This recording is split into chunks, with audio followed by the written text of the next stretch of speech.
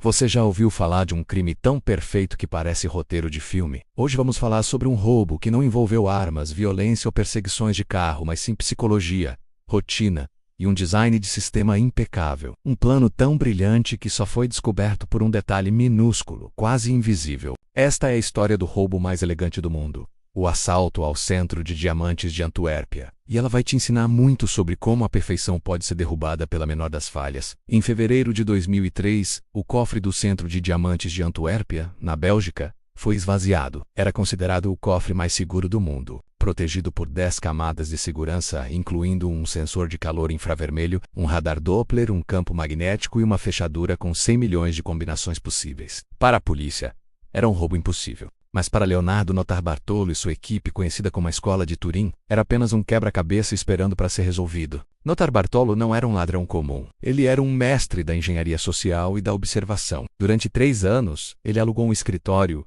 no próprio prédio do Centro de Diamantes. Ele não estava lá para negociar pedras preciosas, mas sim para estudar. Dia após dia, ele se passava por um comerciante de joias italiano, construindo uma reputação, ganhando a confiança de todos e, o mais importante, observando. Ele mapeou a rotina dos guardas, a frequência das limpezas, os horários de pico e os momentos de silêncio. Ele era como um fantasma, presente, mas invisível, coletando dados. O que ele descobriu foi fascinante. A segurança do cofre era, na teoria, perfeita. Mas sistemas perfeitos são operados por humanos. E humanos têm padrões, hábitos e pontos cegos. Notarbartolo percebeu que a chave mestra do cofre, que ninguém deveria ter acesso, ficava guardada num armário banal num corredor próximo. Por quê?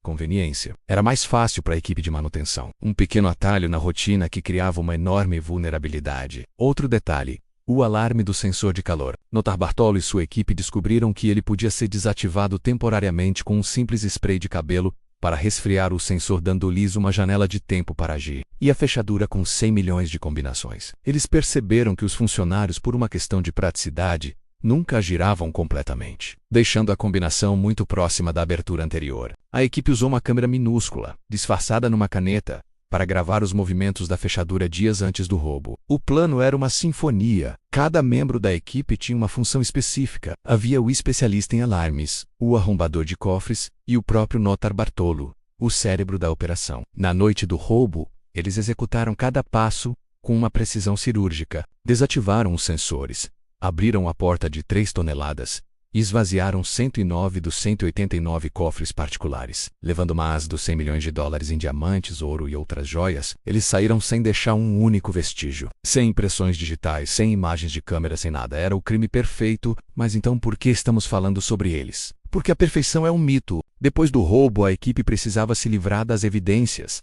as ferramentas, as fitas, os rascunhos dos planos. A ideia era queimar tudo, mas um dos membros da equipe, em vez de queimar, decidiu jogar os sacos de lixo numa floresta nos arredores de Antuérpia. Talvez por preguiça ou por um ataque de pânico. Ele achou que ninguém jamais encontraria. Ele estava errado. Um morador local, que era dono da propriedade, encontrou o lixo e, curioso, resolveu olhar o que tinha dentro. No meio de restos de comida, ele encontrou um envelope com o nome de Leonardo Notarbartolo e um recibo de um sanduíche de salame, comprado perto do Centro de Diamantes. Esse sanduíche, um simples pedaço de pão e carne, foi o fio que a polícia precisava para desvendar todo o mistério. Eles encontraram o DNA de Notarbartolo no sanduíche, conectaram os pontos e o prenderam. Essa história é incrível por vários motivos. Primeiro, ela nos mostra o poder da observação e do planejamento.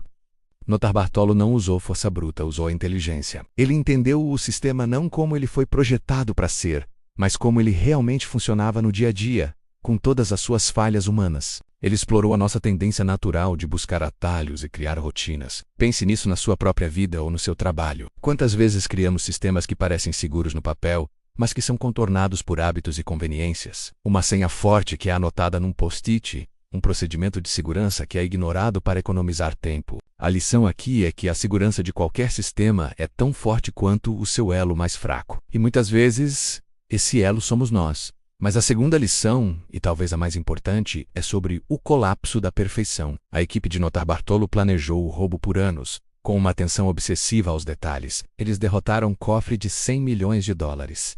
E o que os derrubou? Um saco de lixo mal descartado e um sanduíche. Um ato impulsivo, um erro estúpido que desfez todo o trabalho genial. Isso nos lembra que, por mais que planejemos, O fator humano e o acaso sempre estarão presentes. A disciplina não pode ser seletiva. De que adianta ser brilhante 99% do tempo se um único momento de descuido pode colocar tudo a perder? É uma lição sobre consistência. O sucesso, seja num roubo ou num projeto de vida, não depende apenas de um grande plano, mas da execução impecável de cada pequeno detalhe, do início ao fim.